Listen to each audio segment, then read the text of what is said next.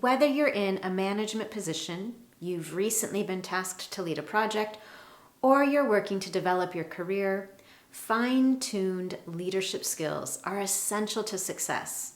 These are the skills you use to organize people to reach a shared goal, or when you need to motivate others to complete a task.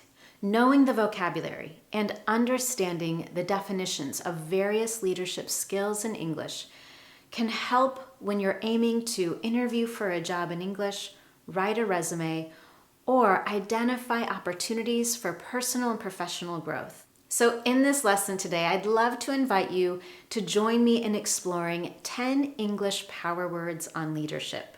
If you don't already know, I'm Anne-Marie with Speak Confident English. Everything I do here is designed to help you get the confidence for your life and work in English. Before we get too deep into this lesson, I want to pause for a moment and talk about what exactly do I mean by power words. If you're a student in my Confident Job Interviews course, then you're definitely familiar with this, but if it's new to you, a power word is a word that creates an emotion and a response. A power word can create an emotion such as a sense of pride or accomplishment, a feeling of relief, or even excitement. And when I say that a power word also creates a response, what I mean is that it might inspire someone else to take a specific action. On top of all of that, power words help us to be precise with our meaning. One of the reasons I love helping my students develop their vocabulary, particularly with advanced level words and power words, is again, it allows you to make choices about the words you're going to use and be precise as you express yourself. Does that mean you should use power words all the time? No. That's the beautiful thing about English. We love variety. We love to combine the simple and the complex, the basic and advanced. So by adding these words to your vocabulary today, you're giving yourself options. You can choose which words are most appropriate for the situation you're in, which words will allow you to be the most precise. As we explore these 10 English power words, I will share concrete examples with you along the way so that you always know exactly how to use them when you choose to do so. All right, I hope you've got your pen or pencil and your notebook ready to go because we're going to get started right away with power word number 1.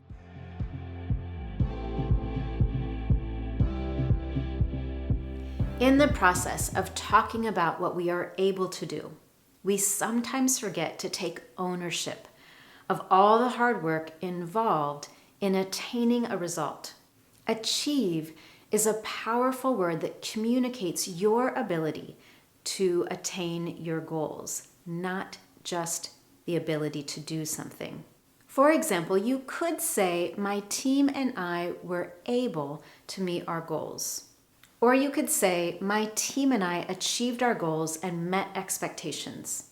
It is a small change, but when it's appropriate, it adds that additional layer of emotion. And it's more powerful, again, because you're highlighting your ability to go above and beyond basic abilities. And now, power word number 2, delegate. When talking about your role as a leader, you may also need to talk about your style of management.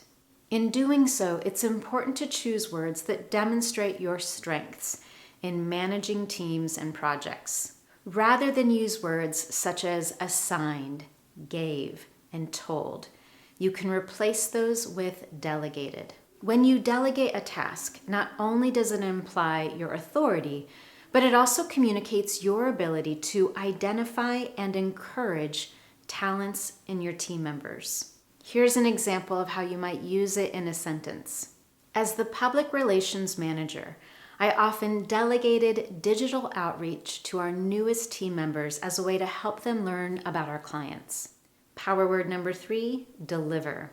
When you're working in a fast-paced, competitive environment, employers and coworkers want to know if you're able to meet expectations and provide results. In doing so, you could say, I attained the desired results and met expectations. Or we could make a slight change to that with, I delivered the desired results and met expectations. The verb deliver showcases your professionalism and your leadership. Moreover, it implies you're the kind of person who is capable of consistently bringing results to the table. And now, power word number 4, facilitate. As a leader, you're often required to find routes for smooth transitions or to make a process easier. When describing these experiences, you might use words such as aided, helped, and assisted. However, when it's appropriate, you can opt for the word facilitated. Facilitate not only communicates your involvement in something, but it also communicates that your assistance allowed something to progress forward. For example, I facilitated opportunities for employees to maintain better work-life balance by introducing a 4-day work week. The 5th English power word on leadership on our list today is implement.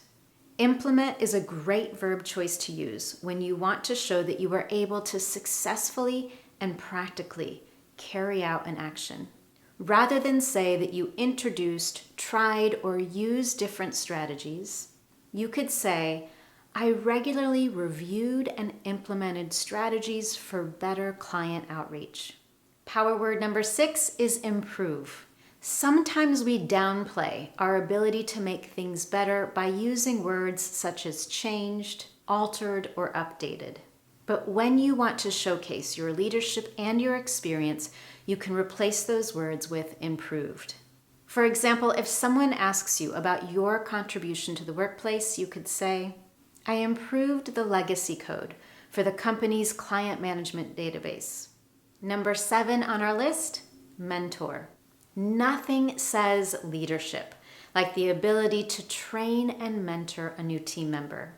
Every workplace relies on someone who's great at their job to help guide others. To highlight your ability to lead and train others, you could say something like, I mentored new colleagues and guided them through the training process during their first month on the job with us. Power word number 8 is one of my favorites on this list today, and the word is resolve. As a leader, there are times when you have to make strong decisions. Resolved is a great verb choice for highlighting the determination and authority that go hand in hand with decision making. When you're explaining the solution to a problem, particularly if the solution or the decision were not easy to implement, rather than use the language came to the conclusion or made the decision, you could say, I resolved that the team would require strict deadlines to avoid further delays.